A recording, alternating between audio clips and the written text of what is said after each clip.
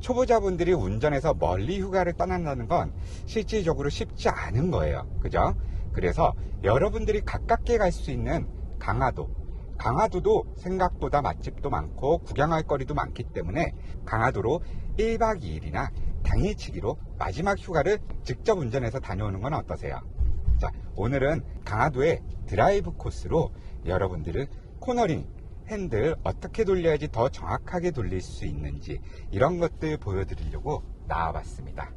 강화도는 생각보다 길이 한산하며 그리고 도로의 폭이 그렇게 넓지 않습니다. 중앙분리대도 따로 되어 있지 않으며 마주오는 차와 스치듯이 지나갈 수 있는 구간이 생각보다 많이 있어요. 항상 주행을 하시면서 핸들링에 집중을 하셔야지 됩니다. 그리고 강화도는 우측에 있는 라인이 대부분이 흰색 실선 혹은 점선 구간입니다. 그래서 우측에서 합류되는 차들이 언제든지 있을 수 있어요.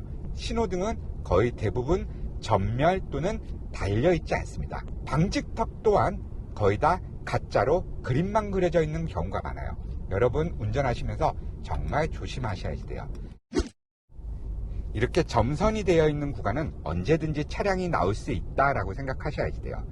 그리고 코너를 돌면서 좌측에 있는 중앙선, 우측에 있는 하얀색 실선 밟지 않고 내 차로의 중앙으로 도시는 걸 연습을 많이 하셔야지 돼요. 자, 이렇게 일시정지에 한 차가 있다면 중앙선을 살짝 어쩔 수 없이 살짝 넘어가서 주행을 하셔야지 되는데 마주오는 차 있는지 확실히 확인하고 넘어가셔야지 됩니다. 강화도에 있는 거의 대부분의 코너는 핸들에서 손을 떼지 않고 잡은 상태로 그대로 돌아 나가실 수 있어요. 자, 코너 한번 보시죠. 코너는 생각보다 크지만 자연스럽게 핸들을 잡고 좌측으로 살짝만 돌려주시면 됩니다. 중앙선 밟지 않게끔 신경 쓰셔야지 됩니다. 이 부분에서 마찬가지 우측으로 코너. 자, 방지턱은 가짜이지만 그래도 신경 쓰셔야지 돼요. 아시겠죠? 자, 언덕에서는 평소보다 악셀을 조금 더 강하게 밟고 언덕에 거의 다 올라왔다 싶으면 악셀에서 발을 떼시면 자연스럽게 속도가 줄면서 언덕에 올라오게 됩니다. 그리고 다시 속도가 줄면 부드럽게 악셀. 자, 코너의 끝이 보이지 않는다면 차량의 속도를 살짝 느리게 해주시고 전방 시야를 확실히 확인한 후에 코너에 진입한 후 다시 악셀을 부드럽게 밟아주시면 됩니다. 지금처럼 바닥에 다이아몬드 표시가 그려져 있다면 전방 10m 혹은 15m 앞에 건널목이 있다는 거예요. 서행 운행하셔야지 됩니다. 그리고 이렇게 습관처럼 중앙선을 밟고 코너를 도는 차량이 있기 때문에 나만 잘한다고 무조건 안전한 건 아닙니다. 상대편 차량이 어떻게 들어오고 있고 어떻게 코너를 돌아 나가는지도 한 번씩 슬쩍슬쩍 봐주시는 게 좋습니다. 자, 뒷차량 양보하고 지나갈게요.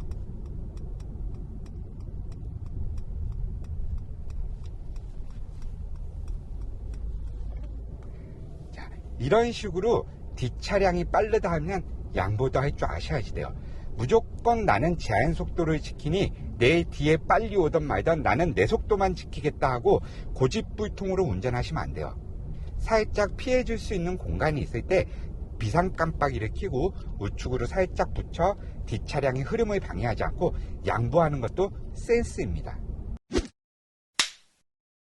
자, S자 코스입니다. 핸들 손 떼지 않고 그대로 자연스럽게 돌려나가는 겁니다. 여러분들 이런 S자 코스에서는 평소의 속도보다는 한 10%에서 20% 정도 감속하시는 게 좋습니다. 전방의 시야도 이렇게 확인이 안 될 때는 밟고 있는 악셀에서 발을 살짝 뗀 다음 브레이크를 밟는 건 아니에요. 그 다음 확인이 된다면 다시 악셀을 밟고 진행하시면 됩니다. 자, 이렇게 전방 시야가 확인이 안 되는 언덕에서도 마찬가지로 밟고 있던 악셀에서 발을 떼고 충분히 시야가 확보되면 다시 악셀을 밟는 거예요. 자, 우측에 차량 나오려다 멈춘 거 보이죠? 신경 쓰고 운행하셔야지 됩니다. 아시겠죠? 자, 코너 돌 때 핸들에서 손 떼지 않는 게 키포인트입니다. 아시겠죠? 자, 이렇게 코너를 돌면서 계속 핸들에서 손을 떼는 버릇이 있는 친구들이 있어요. 절대 이렇게 손 떼면 안 돼요. 자, 손을 떼고 한번 돌아볼게요. 전방 시야도 확보가 안 되고 있어요. 그러면 살짝 느리게 가면서 핸들 부드럽게. 자, 어때요? 여러분들이 보기에도 불안해 보이죠. 절대 이런 식으로 핸들링 하시면 안 됩니다. 브레이크를 살짝 속도 줄이신 후에 브레이크에서 발 떼고 코너 들어갈게요. 자, 코너 내에서 브레이크를 밟는다기보단 미리 속도를 줄여놓고 코너에 들어가면서 코너 중간쯤 악셀을 다시 부드럽게 밟아주시는 거예요. 자, 전방 코너죠. 그럼 코너 전에 브레이크를 살짝 밟아서 내 차량의 속도를 내가 코너를 돌 수 있는 속도로 만들어 놓은 다음 차량이 코너에 들어갔으면 그때 악셀을 다시 부드럽게 밟는 겁니다. 자, 언덕에서는 평소보다 악셀 살짝 더 악셀 띄고 언덕 다 올라오면 브레이크. 뒤에 있는 차량이 이렇게 쫓아오는데 내가 빨리 가지 않을 거라면 비상 깜빡이를 켜고 살짝 우측으로 빠져주시는 것도 여러분 센스입니다. 그런 다음 뒷차량을 먼저 보내주고 합류해서 가시면 돼요. 아시겠죠? 자, 뒷차량 다 지나갔으면 좌측 깜빡이 켜고 본선으로 합류합니다. 자, 이런 길에서는 우측에 있는 차량도 신경 쓰셔야 돼요.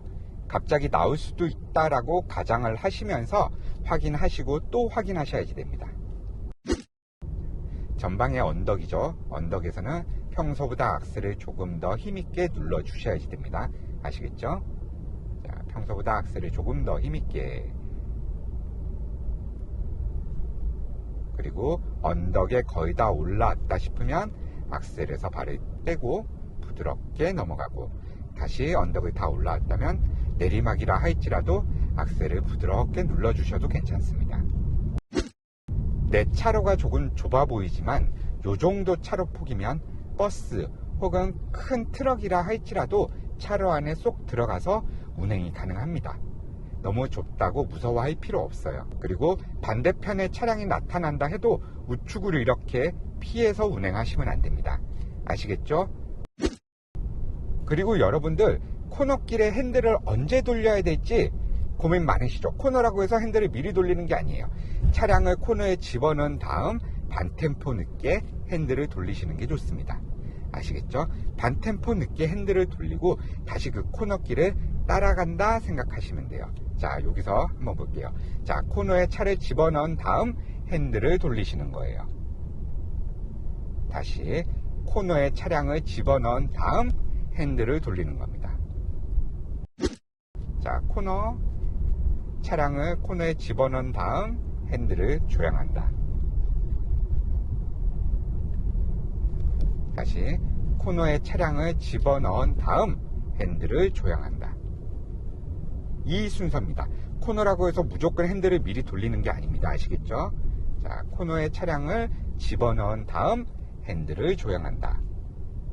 자, 이런 구간에서 중앙선 넘지 않게끔 신경 쓰셔야지 돼요.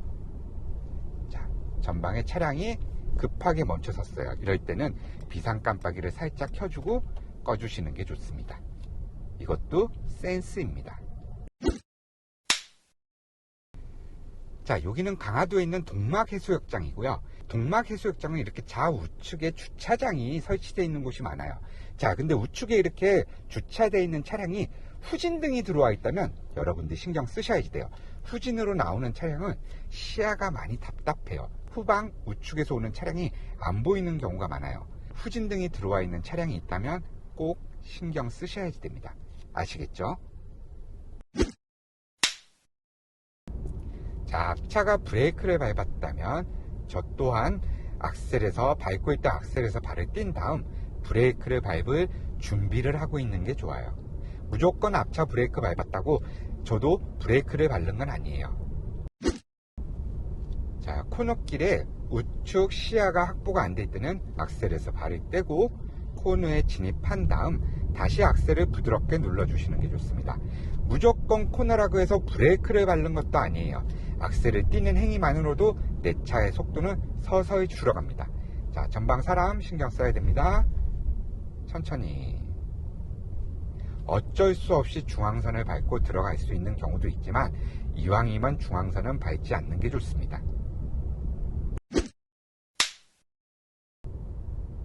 자, 코너 끝까지 안 보이죠? 그럼 악셀에서 발을 띄고 코너에 들어온 다음 다시 악셀을 부드럽게 눌러주시는 게 좋아요. 자, 이렇게 길이 뻥 뚫렸다고 해서 악셀을 밟고 속도를 많이 올리시면 안 돼요. 항상 우측에서 누군가가 나올 수 있다라는 생각은 하고 계셔야지 됩니다. 그게 방어 운전의 기본입니다.